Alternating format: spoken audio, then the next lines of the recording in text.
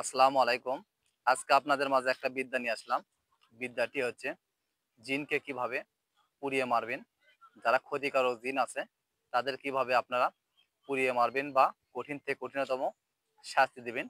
আজকে আপনাদের এই বিদ্যা সম্পর্কে আলোচিত করব ইনশাআল্লাহ। অনেকে আছে, অনেকে রোগীর পরে জিন ভর করে আছে, জিন যেতে চাচ্ছে না, কোনো মতেই জিন যেতে চাচ্ছে না। তাদেরকে যদি আয়াতটা ব্যবহার করেন ইনশাআল্লাহ জিন যেতে বাধ্য হবে।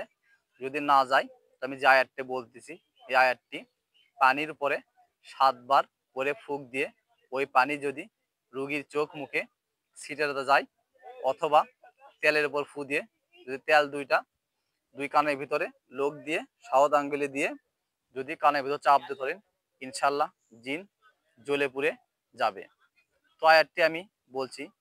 আয়াতটি হচ্ছে ইন্নাল্লাযিনা ফাতানুল মুমিনিনা ওয়াল মুমিনাতি সুম্মা লাম ইয়াতুবু ফালাহুম আযাবু জাহান্নাম ওয়ালাহুম আযাবুল হারিক। দোয়াটি আবারও বলে দিচ্ছি।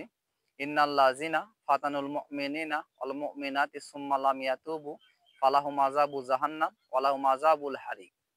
দোয়াটি ৭ বার পাঠ করে পানির উপরে ফুঁক দিয়ে অথবা তেলের উপরে ফুঁক দিয়ে, পানি হলে রোগীর চোখ মুখে ছিটে দিবেন, আর তেল হলে সাওয়াত আঙ্গুল দ্বারা তেলটা দুই কানের ভিতরে দিবেন।